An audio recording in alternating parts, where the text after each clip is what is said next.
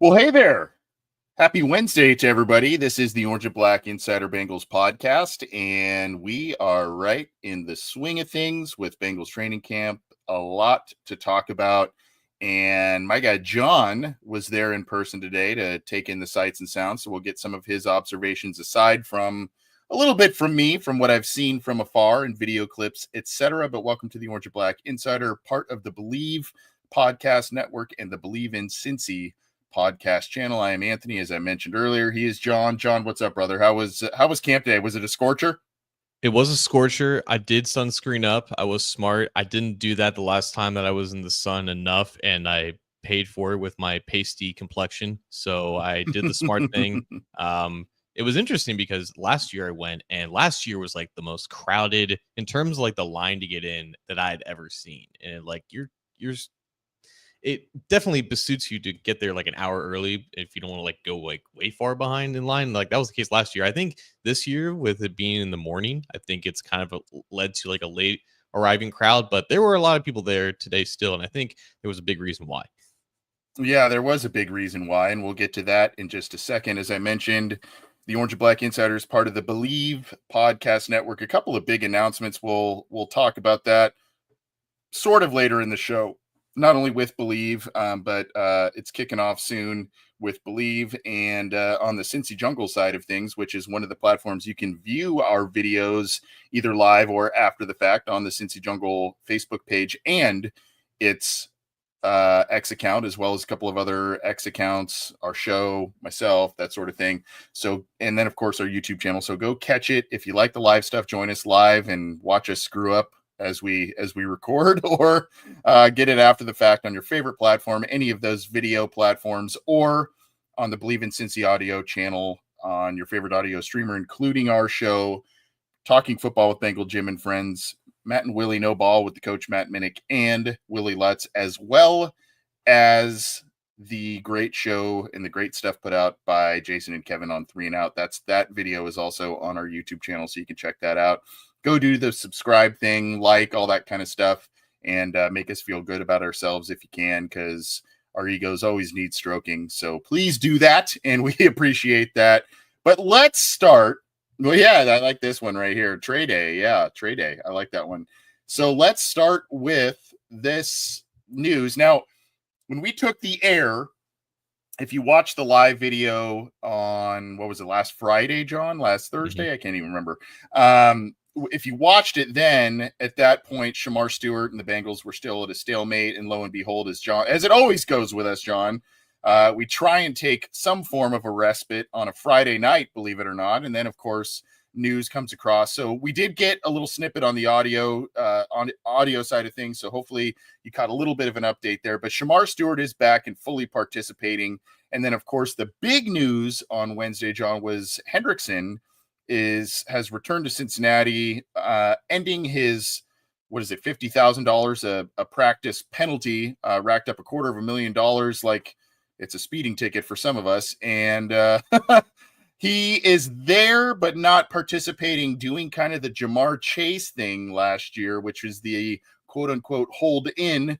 So he is there, not getting penalized, but not participating. And that was the big scuttlebutt, to use a boomer term, on Wednesday, as you were there. So you were there in person. Was there excitement about him there being back there, or was it more like, oh man, this is still hanging over our heads, a little bit of both? What was kind of the air that you caught? It's hard to tell from, our perspective of being in the stands and everything like that. It just looked like a normal practice. And I think the difference is because obviously it gets compared to Jamar Chase last year, but Hmm. Jamar Chase was 24 years old. He was not even a vested veteran yet, right? He had never been like paid a major contract before. And I don't know if he necessarily saw himself as a leader in that locker room within that team, right?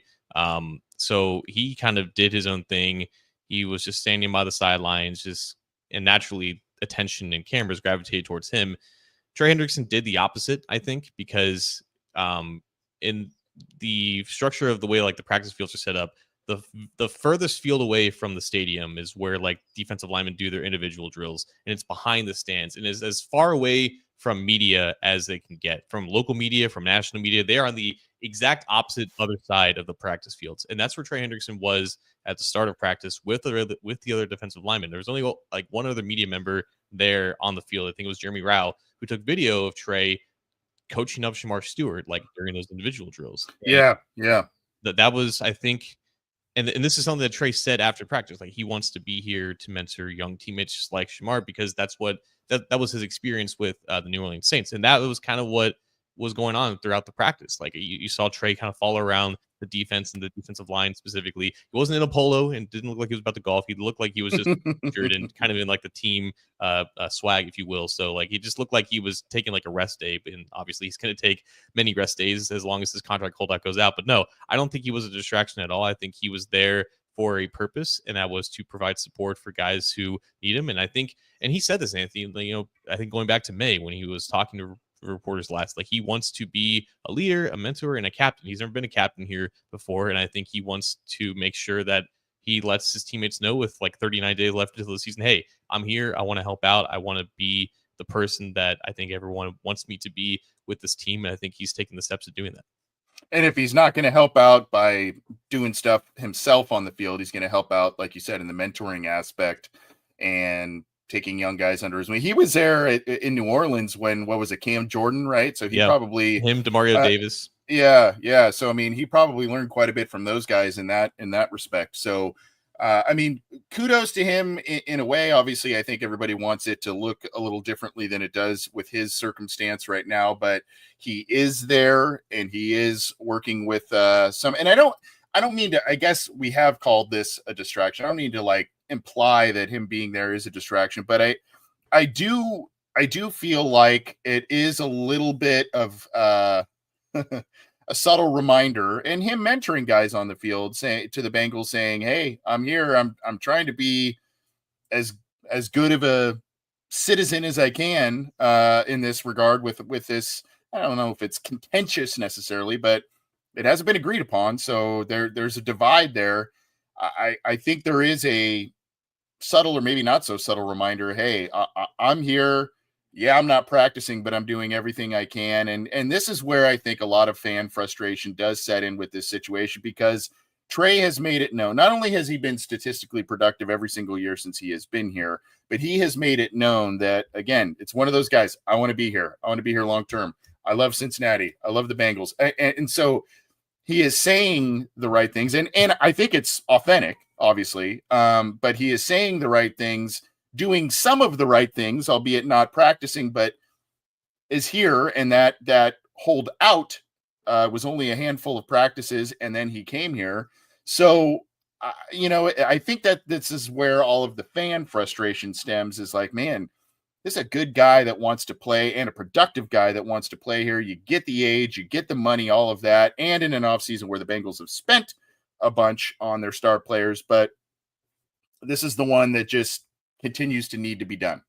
Right. And that's still the sentiment in terms of like, he would not be back here if he did think that there was actual common ground for something to get done. He also just, he didn't just allude to that. He said it, flat out after practice. He said something else though that I think really resonates with me, and it really encapsulates this entire thing.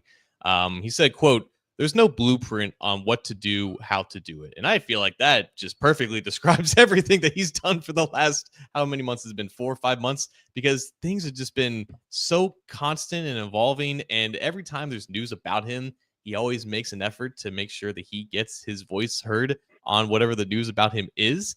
And it honestly isn't that surprising, considering the fact that last week, when there were reports about how the team was not quite there yet as training camp was about to come out, and then all of a sudden he lets the media know that he's not going to be there for the start of training camp. And then he told everyone today that that wasn't the plan at all, and he was always going to be here. And then, that report became public, and then he decided to go back down to Florida for a week. And then obviously, like you said, $250,000 in fines is $50,000 more than what he would earn this year in per game roster bonuses. So obviously that adds up. And I don't think he wanted to be fined well over $1 million for missing the entirety of training camp. And apparently missing training camp at all was never even part of the plan. So everything seems to be continued to be sporadic decision making. And I think he's just kind of just trusting his gut. And it's led to just this entire process being just completely unpredictable and off the wall. And it just feels like we've gotten the sentiment since like March and April. It seems like he's just trying anything and everything to make the Bengals budge and move. But him coming back to practice, even in the holdout sense, it does indicate that the Bengals, in this case, once again, they weren't the ones who budged in this scenario.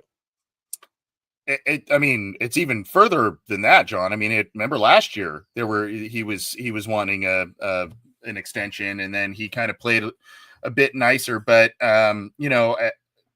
if there's one thing we know, is that he's a productive player and he's a man of conviction, and he is sticking to what he believes he is owed or what is fair to him. And the Bengals, as they do, stick to what they feel is also fair. But as we now know, John, this is an opportunity where the Bengals can really, I think our old friend Cody Toomey put a poll out on X saying, hey, if they were to maybe sign another guard or, sign one of those late guys, maybe a waiver wire addition towards final cuts, that sort of thing, plus extend Trey, would this offseason go from a meh to wow? I mean, they extended multiple stars and all of that. And I would agree with that. I mean, if they get this done, even with the drama that has ensued since last year, but namely throughout the spring and summer, I think this offseason becomes a lot more palatable and really pretty impressive to extend the 3 stars. But the dominoes have fallen in terms of his contemporaries. We've talked about that, getting the deals, getting the extensions, the average annual value, all that kind of stuff, that those precedents have been set. So, I mean, there are, confines within the Bengals should be playing, and apparently they are not. No. And again, like there's been so much unpredictability with this, but I said it yesterday, like when it was reported that he was coming back to Cincinnati. Each following update about this becomes more and more numb, because you just know there's just an inevitable destination, and it's going to go all the way up to probably week 1 about getting something done, because both sides know that it's within their best interest to reach a middle ground. And it's good. It's why like the soft deadline was the start of training camp to get this done. And if it wasn't, you at least get to a certain point where you could get it done safely by week 1. Whereas with Chase last year, like obviously the hold in, it helped get them really close to the goal line. They just couldn't reach across it, and Chase wanted to, bet on himself. But like there's just too much here to not reach that point. And the fact that it's at a point now where even if they're not as close as they should be, with the one thing that matters, which by the way, like Trey, I think has done a good job of always phrasing it as security and not just guaranteed money. Like it's a way I think that resonates and connects with just anyone who's following the situation. Like, yeah, of course you want security as a 30-year-old player who is looking for his last contract. And it's the one shortcoming of the Bengals in terms of how they operate and how they've just never been quite at that level with the rest of the league. But that's where this needs to come to, and there is a middle ground. I think both sides know it, and I think they've given themselves enough time to reach it. It just, even if they do reach it, though, it's just never going to be in as timely a fashion as it should be. And that's why even when the Bengals do something right, there's always about it just could have been better. Yeah, and Dan the man, shout out to him. He's been a great supporter of our show, but he writes in our YouTube, this franchise is throwing away money for guys like David Klingler and Akili Smith. Let's take a chance on Trey and being great for a couple more years. I mean, there are not signs of Trey seemingly slowing down. I get the deal, but it's so weird that this team can be so adverse for some players, and so like, oh, we'll just throw the bag at you. And what you just said is also maddening, in that if this does go through all the summer and then Trey suits up for week 1 on this same deal, let's just say a deal does not get done, how have you not learned as a team that that is a deterrent to on-field production based on all of the first round holdouts? Now, granted, that's not Shamar Stewart. We'll talk about him in a second, but granted, with the rookie wage scale, for the most part, that has not been an issue with the Bengals. But you saw, and so what do? They sit out the whole summer, and then what inevitably happens, John? They start slow. They're behind the curve. Now, Trey is a veteran. It's different than a rookie, obviously, and so you would think that ramp up curve, if that were to happen, would be far less steep. Still, though, there's football shape. There's a new defensive coordinator that's overseeing everything. You would think that's the thing where I get heated about this, is where you go, how do you not look back at that and say, this has hurt the team? This stuff has hurt the team by holding this out, having a player sit out the whole summer. We've seen it time and time again, granted a while ago in the past, but still, I think the point still sticks. Priorities, it's like Shrug. how much do you want to be right? How much do you want to save? Yeah. And Yep. like David Gabbard asked, like, why does it take them so long? Because the longer it takes, the less ground that they lose at the end of the day. Yeah, and they may win on the paper, but sometimes it hurts you on the field by having guys sit out, hang around, and everybody get asked about all this stuff. We've covered this pretty ad nauseum, but the drama continues to some degree. But Trey has made his arrival at Bengals training camp. We'll see just what an impact him being there may have on ramping up negotiations. We'll see what happens. But as we alluded to, Shamar Stewart did get his deal done over last weekend. He has been back practicing literally, I think, since Saturday, Sunday, right? Sunday. And has been out there. Yeah, Sunday. So he has been out there, and there's been some nice clips of him out there. There's been some other clips where you go, whatever. But one thing's for sure, he looks the part. He is a built dude. And I guess you don't really, from his draft outfit in a suit and stuff, you don't see it as much, but in those pads, that is a built guy. I saw something today where he had kind of a loss against on a one-on-one drill, but he's shown some explosiveness. He has shown some things that obviously had the Bengals gravitate to him in the draft, but nevertheless, and I haven't watched the whole thing, but I want to give a shout out to fellow Cincy jungler Drew Garrison and the Bengalorian. They had Zach Hiller on their show. I believe it was yesterday. Just a wild interview. If you get a chance to check that out on their show, their podcast, go do that. But regardless, deal is done. They came to some form of an agreement, and Shamar Stewart's been practicing with the team. Yeah.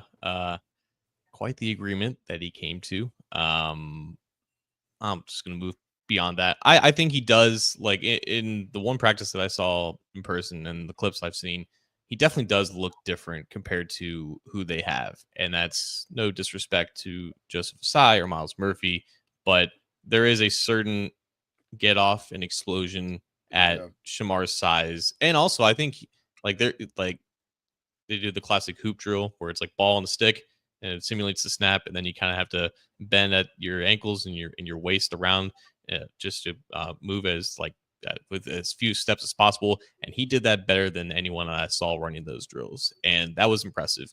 Where I think he is falling short as of now is when he's trying to convert that speed to power. It's not quite there yet, and that is completely normal for guys who are just entering the league, who are especially on the younger side. It's all about your landmarks. It's all about where you need to maximize your leverage. I think his pad level is good. His hands are not where they need to be, and that is expected. I think there were like stories when he first came to practice, like he didn't know where to go. So I think right now it's all really fast for him, and that's going to show up on film. I think it's also been like Jerry Montgomery is one of the first coaches out there. He was out there before any coach that I saw today, and I got out there like 30 minutes before practice started, and he's been in his ear constantly, and he's a really hands-on coach. So that's been encouraging to see, but that's going to be the case for the next 6 weeks. And I don't think he started too late to become a contributor early in the year, but I think you are seeing the sign. Like, these are the things that you wanted to see in like May when he's like, getting the hang of things. But unfortunately, it is late July. So Yep. naturally, there is going to be this curve that he's on. Yeah, there's a steeper learning curve. I was just going to say that. Thankfully, this did not drag out much longer than it did. He only missed a small handful of practices, so now he has the opportunity. I mean, if there is a silver lining with all of that, it's that he's here now, and it's early in camp. He's not missing preseason games, that sort of thing. But that is one thing I did notice from afar as well, is that first step, that get off. And then, of course, like you said, the arms and hands. Sometimes when I've seen him go, especially a clip that was shared today, he kind of got alligator armed a little bit and he couldn't get around the blocker. So, that's something he needs to work on. But, especially when you're going up against elite NFL talent, and some of these big tackles, if they get their arms around you, or in you rather, that, and you're not able to disengage, that's going to be a problem. But that get off, that first step, and being able to, like you said, the bend to get around an edge, will serve him well early. But I think he needs to kind of refine a lot of things. But still, it's good, even though it's bad that he missed some practices. It's bad that some of the spring workouts were missed and all of that. But it's good that he didn't miss much more of training camp, any preseason games, and so now he's got more or less a full summer ahead of him. Yeah, and I think, and like you said with Trey, it is a new defense, and he is obviously a starter and very important. If there's a situation where, like maybe in week 1, where he would have to be like maybe a situational player, like that's great because Trey like knows how to rush the passer, right? If he has to only play like 15 or 20 snaps, it just pin your ears back and rush the passer. That's fine. If that was the case with Shamar, if he was like in a position to start, I think that would be less than ideal. I think obviously you wouldn't want him to start or anything like that, but I obviously compared to either of them, right? If you want a guy that is going to start later, it's definitely Trey because he knows what he's doing regardless of the new scheme and being implemented. Shamar needs to learn everything, and like beyond just rushing the passer if he wants to get on the field early. So it's good that he's getting these reps, and it's good that he is getting the mentorship and the guidance from a guy like Trey Hendrickson, who I think there was a player that told James Rapine that he can't wait to see what Trey does, what Trey specifically does with Shamar because of Shamar's skill set, of his natural ability, and the fact that he can eventually win in ways like Trey. But it's just a matter of getting to that point, and he's got a long, long way to go. He's got a long way to go, that's for sure. Well, we talked a little bit about observations, namely around two players specifically with the Cincinnati Bengals. John mentioned a couple of others, but you were at training camp today, Wednesday, and I know you have some observations, some notes you took, etc. There's been things again that I've seen from afar that it feels like the defense is moving with a little bit more, I don't know, pep in the step, a little bit more. I don't know. That's kind of the vibe I caught. There was a clip today. I forgive me, I forget who shared it. Maybe James Rapine or another reporter, but it was Jordan Battle going up against Jamar Chase, and he kind of knocked the ball away, and that showed a little bit more of an edge, it felt like. And granted, this is early summer, and I get it, but it just felt like a little bit more urgency on that side of the ball has been seen. Yes, they have been beaten by the great wide receivers. I think Joe Burrow threw his first interception of camp today, right, on Wednesday. So he's been looking sharp. Otherwise, the wide receivers have been looking sharp, but it seems as if the defense is starting to kind of maybe gain a little momentum, if I'm not mistaken. I think that's fair. And I think it's beyond just because we talked about last week about how it's natural for defenses to look more confident out of the gate. But also, I think because the fact that they're playing against the same offense every single day and the offense has not really fully expanded the playbook yet, it's just a lot easier for the defense to stay ahead of the offense because they know what to expect. And especially in those red zone drills where there's not a lot of space for the offense to operate. Like that was the majority of teamwork today. Like there was some 2-minute stuff as well with the ones and twos, but the majority of reps that you saw were from that low red zone period. And, Burrow said it himself. Like, he doesn't really concern himself with like making or throwing an interception like he did with Josh Newton. He's just trying to, test coverages. He's trying to see if he can squeeze throws into certain windows, and that'll lead to some incompletions, as long as it's not like the bad read or anything like that. But the secondary is definitely feeling a certain way right now. I think they're gaining a lot of confidence, and they're really expressing that confidence. Came Taylor Britt broke up a pass from Chase, I think, and there was a big celebration. Josh Newton, obviously, with the interception. Jordan Battle with the PBU.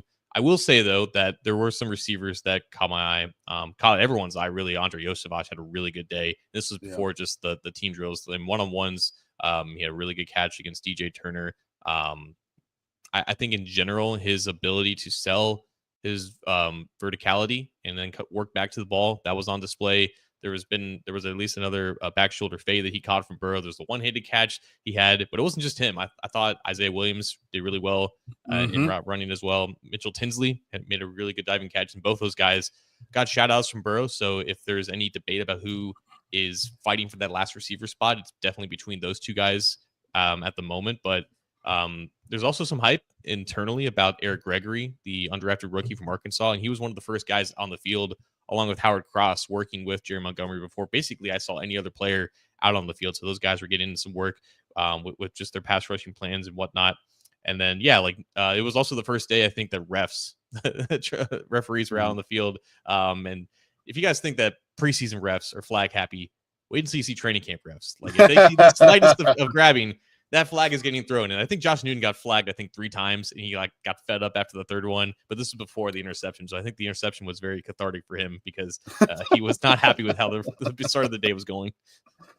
It's funny on that interception too. I could be wrong, but when I saw that clip, it looked like, we love you, T, but it looked like T Higgins made a little bit of a business decision on that. Yeah, maybe.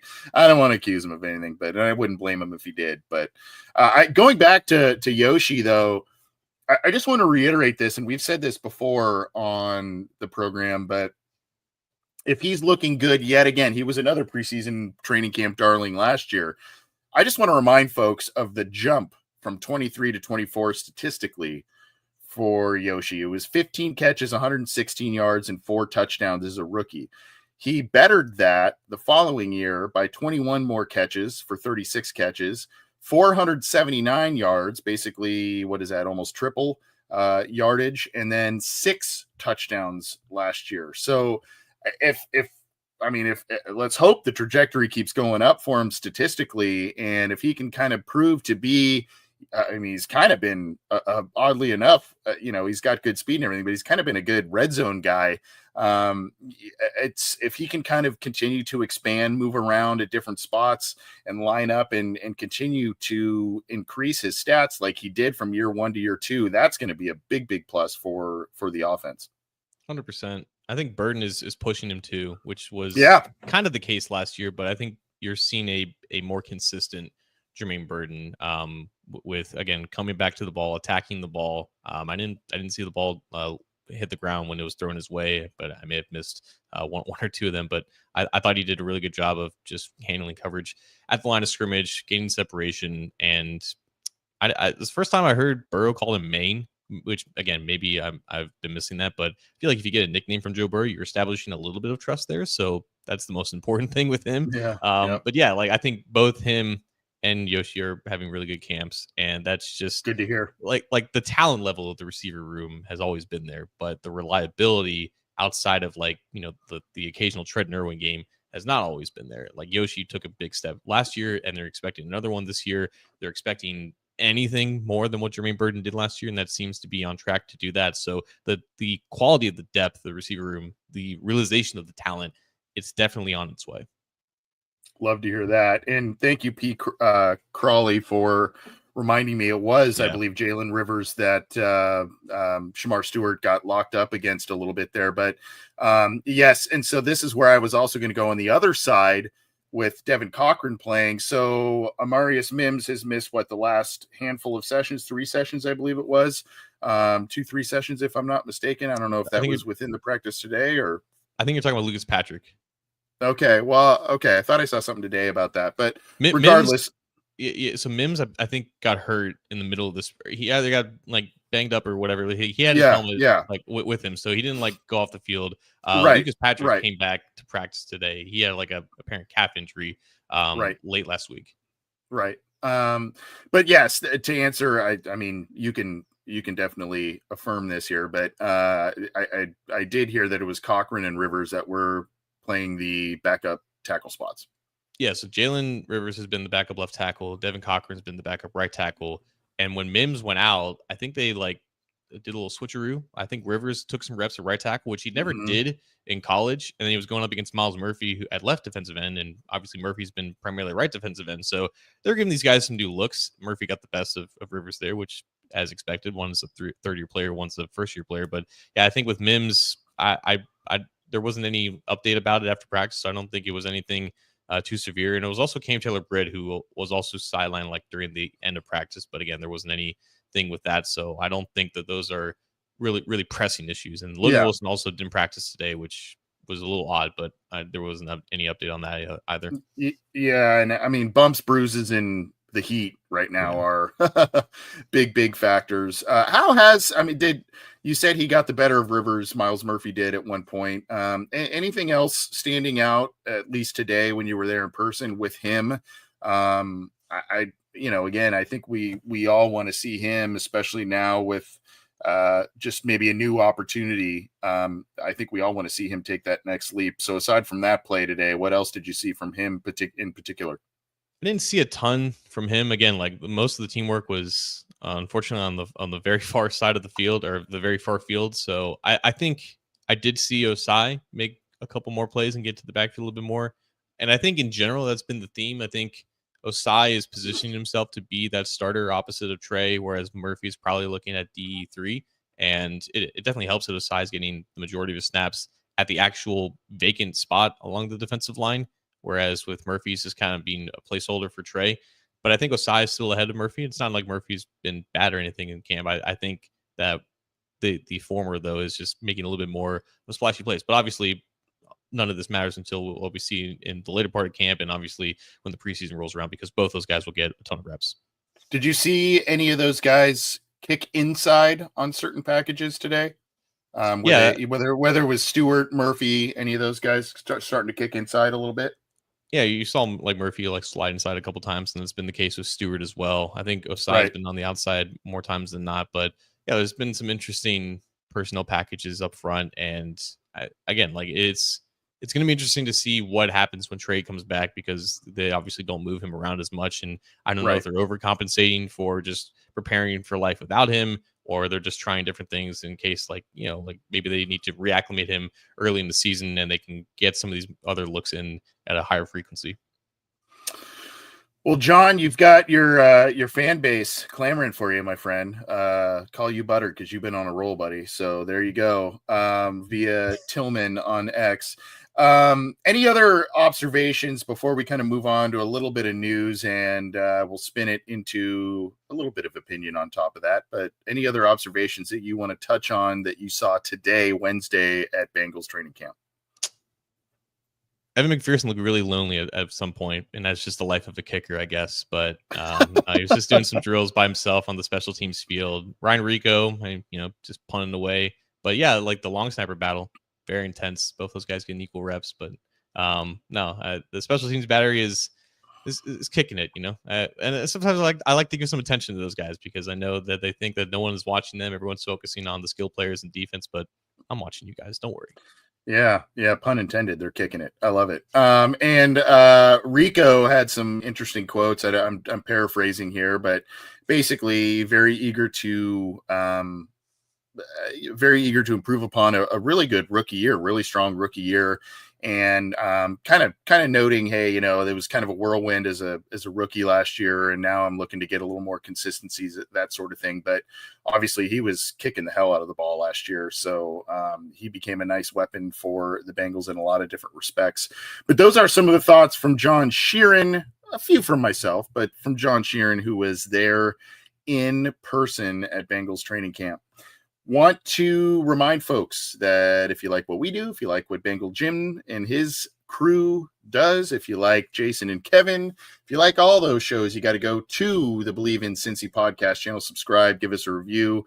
We've got some pretty cool announcements. We can't quite unveil it yet, both from Cincy Jungle and from the Believe Podcast Network.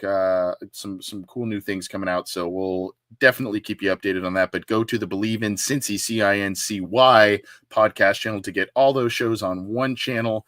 And of course, we are going to be bringing you on this show, Orange and Black Insider, a couple of episodes, if not a few episodes per week ourselves.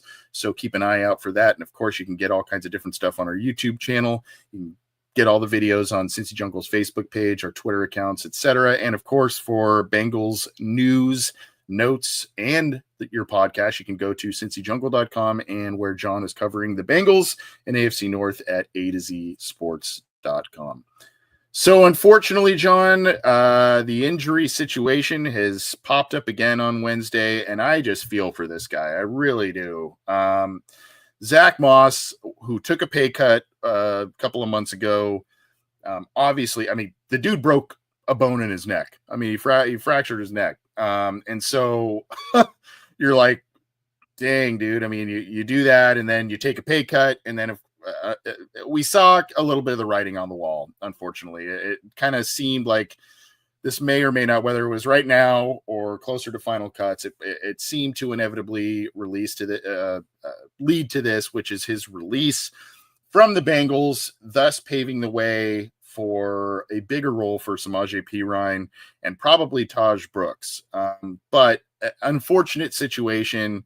You hate to see it. Obviously, it's the business and kind of the, I guess, heartless side of things, but it is what it is. The Bengals released Zack Moss on Wednesday. I would argue that there is a decent amount of heart in this situation because we all pegged Moss to be a cap catcher gone earlier in the offseason. Yeah. The fact that the Bengals reworked his contract and gave him money up front, I think $375,000, not knowing if he was going to be okay or not, it was kind of surprising. It looks very surprising now. He didn't just break his neck. He broke his neck initially in week 1 and didn't even know about it until 2 months later. He played 8 games with a broken neck that was broken in 3 places, and he didn't report it until he lost feeling in 3 of his fingers in the game against Philadelphia. Unbelievable. It is a miracle that he is still walking and moving around at this point. And Paul Diniger had a great interview with him, I think, late last week. He posted the article on The Athletic, and this was his first training camp where he wasn't with his family. And the only reason why he was out here in the first place is because he wanted to play. And I don't know if that was him just kind of just talking himself into it, but he hasn't been able to condition. That's why we talked about this. We didn't understand why he was on the NFI list instead of the PUP list because he was injured last year. And it obviously wasn't a non-football injury. He was on the NFI list because he couldn't pass the physical, because he hasn't been able to condition, because you can't do anything when you have a broken neck. You can't move, but otherwise, who knows what could happen. So he is incredibly lucky that he is at the health that he is now. And I hope that he understands that. And as he now has to ponder whether or not he wants to play, I don't think he's in a rush to join a new team. I don't think teams are in a rush to sign him, knowing that he can't necessarily do anything right now. Yeah, it's unfortunate, but I am happy that he at least got some money up, this offseason instead of just getting cut. So kudos to the Bengals for doing that and at least giving it a chance to get this far. But unfortunately, months have passed and he's just not where he needs to be and not where the team needs him to be. I mean, the whole, like you said, it is a borderline miracle that this was not more severe than it could have been. I am in no position to advise him on anything, but I don't think any of us would look down upon him if he pondered retirement after all this. So I'm just, like you said, I'm thankful that this was not far worse. It was a scary injury when it was reported in the first place. And obviously now it has obviously still lingered to whatever degree. And at a minimum, the degree right now is that he cannot rehab or, do certain things the way he had before, and understandably so. And if he does decide to continue his playing career, obviously teams will be needing to be very thorough with their medical evaluations, not only for themselves, but for him. I mean, they just, it's doing him a solid by making sure that everything clears out. But at any rate, it was a sad deal that happened. It was an unfortunate situation. Hopefully he heals up. If he decides to play, hopefully it's under extremely safe, everything's been checked out. And if he doesn't, good career, Zack Moss. We'll see what happens there. But unfortunately for Moss, this does open a door for not only Samaje Perine to probably take a lot of that role, third down guy and kind of short yardage back, etc. We had mentioned on last show that there was a neat little play where, it just harkened back to, 2022, where it was, a third down play. Obviously all the attention was on the receivers, and there's Samaje right there for a nice, would have been a chain moving play in a game situation. And so there you go. I mean, that's what they brought him back for, are those kinds of situations. And then Taj Brooks, another kind of bigger guy, a guy that I think, even though he was a day 3 pick, I think a lot of us are excited about the prospects of this guy, productive guy in college, and a guy I think that could be a pretty good number 3, number 2B, whatever the situation is. And as we mentioned last show, he is going to get a ton of work this preseason, I would presume.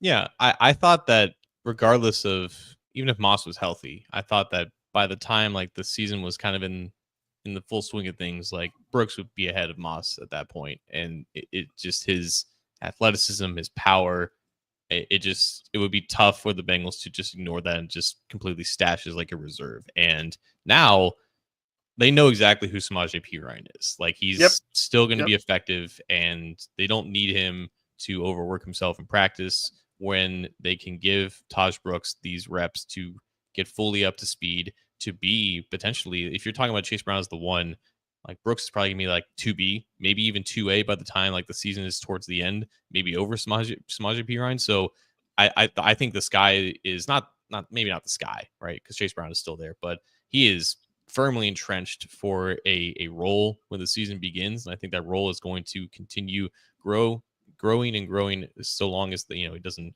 lose trust with the coaching staff and Burrow and everything like that. But it's going to be an emphasis, I think, for the next 6 weeks to get him as many reps as possible, maybe even get him reps with the ones. Because again, like, you don't really need to give them to Samaje Perine at this point, because he's going to be ready. He knows what to do, and conserving Chase Brown a little bit so you don't overwork him as well when he's going to be the bell cow starter. I think this is Taj Brooks' time to shine, and I just hope that he makes it through the preseason okay. So we know that Perine will be kind of a third down back. We know that he could be a short yardage back, which would include in some instances goal line formations or short yardage situations by the goal line. Do you see Brooks's initial role being kind of that goal line back initially? Or do you see him, because it feels like you can kind of do some different things with Perine. You can do a lot of different things with Chase Brown, obviously. Brooks, they're going to find their way. They're going to find his niche. But do you see him kind of being more of a goal line guy initially, and then expanding the role from there? Or what do you foresee his role being initially?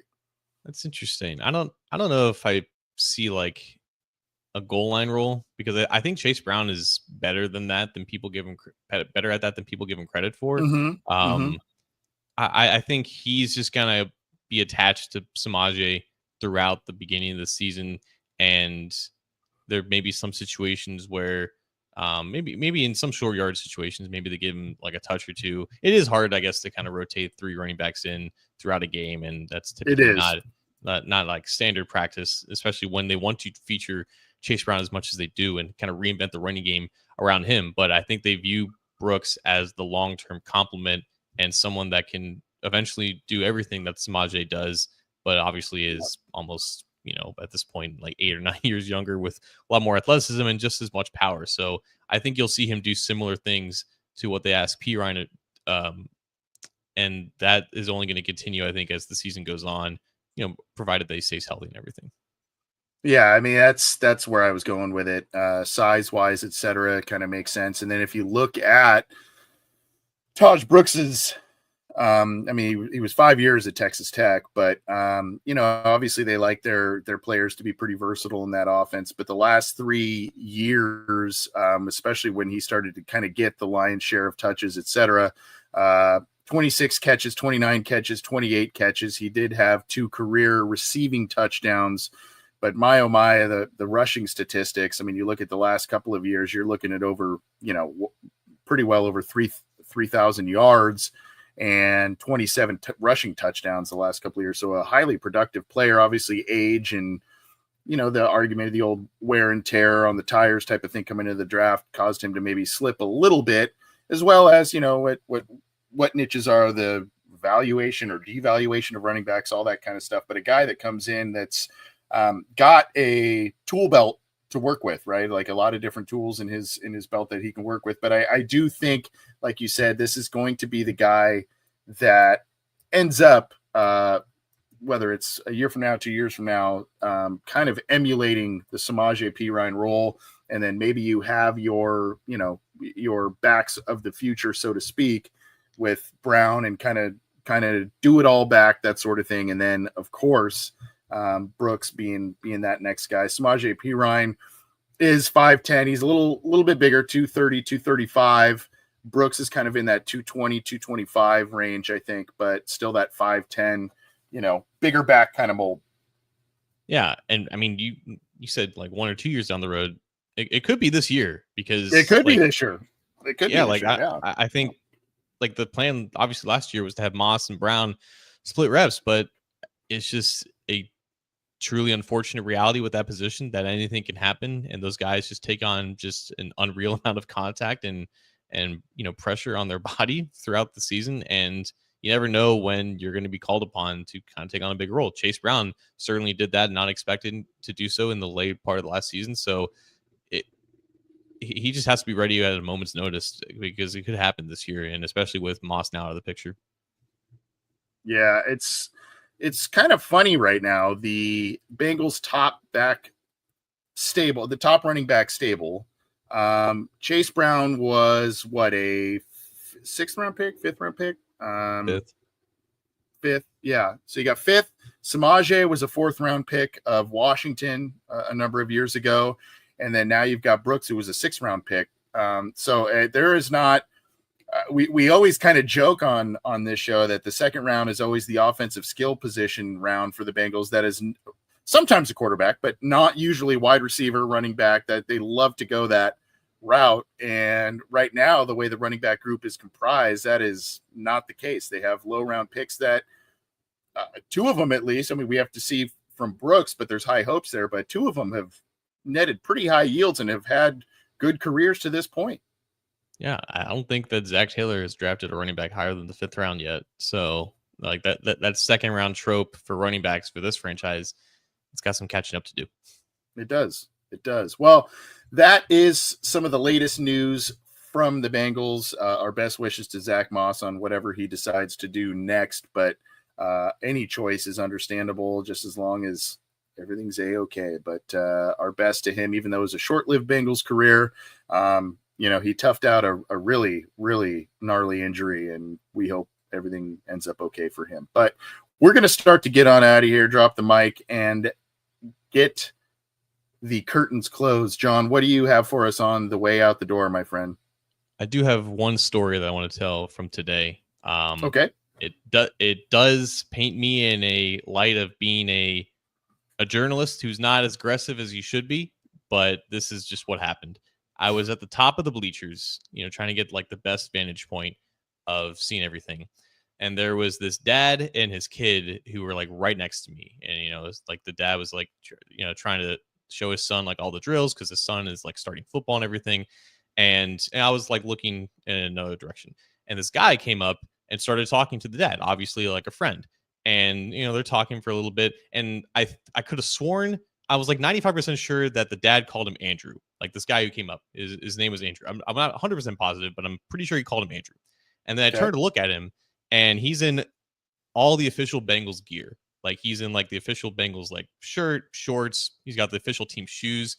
So like there's a really good chance this guy works for the team. And I'm pretty sure his name is Andrew. and he's got like a decent haircut. He's like well put together. This guy looks like he could be a team employee 100%. And then he starts talking about they start talking about work, and he says, yeah, like I'm about to go down south. College practices are about to start up. I think I'm going to Kentucky on Saturday. I'm like, oh my God, I'm like 95% sure this guy is Andrew Johnson, who is one of these scouts for the Bengals. And again, like I don't know for 100% fact that his name is Andrew. I could have sworn he said his name is Andrew, but I know that there's an Andrew Johnson who is within the Bengals' small but now slightly bigger scouting department. And I'm thinking, should I introduce myself to this guy, like not knowing for 100% certainty who he is, or should I wait for an opportunity? And then he said, yeah. And then they talked for a little bit more, and he said, yeah, I got to go back down there. Like they're calling me over. So I took that as a sign, like, okay, he's busy. I don't want to bother him, especially not knowing for 100% fact who he was. So as soon as he leaves, I turned to the dad and I asked him, was that Andrew Johnson? And he looked at me bewildered, like, yeah, how did you know that? And like, I cover the team, because there's no way to explain that, like a scout on the team after I'd never even met him before. But that was Andrew Johnson, and I could have had some sort of connect with the Bengals front office, but I let it slip through my fingers. Was it this gentleman that we are sharing on the screen right here? That is the 100% Andrew Johnson. Okay. All right. Quick Google search, and there you go. Well, Andrew, come on the show, man. Get on the show. We'd love to hear from you. But John, you had an opportunity, my friend. Slipped right through my fingers. I didn't want to. I'm not. There are times where I feel like I'm not cut out to be in this position because I'm just not aggressive enough. I just want him, I don't want to waste his time. He's got more important things to do than talk to a schmuck like me. But he seemed like a really nice guy. And the dad said, yeah, he's a really good dude. So shout out to Andrew Johnson. Well, you're not a schmuck, at least not in my eyes, my friend.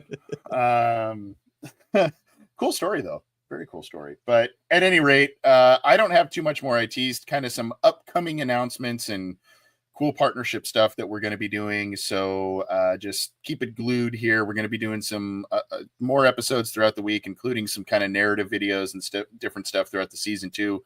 So keep it to our channel. Keep it to CincyJungle.com. Keep it to A to Z Sports.com with John. And of course, the Believe in Cincy podcast channel with 4 great shows that you can tune into through your favorite audio streamer. And John, thanks for sharing a lot of your great thoughts and observations from camp. Are you going back again soon? Probably not. I have some beef now with the team for moving like all these drills to the place where I can't even see them. So I think maybe that's intentional. Yeah, maybe that's intentional. I don't know. All right, everybody, take care. Subscribe where you can. I don't know. I'm a bad self-promoter. Subscribe where you can. Do the deal. Leave us a review, whether you like us or hate us. If you hate us, maybe keep it to yourself. But if you like us, let us know. Appreciate it. John, take care, buddy. We'll talk soon. Adios.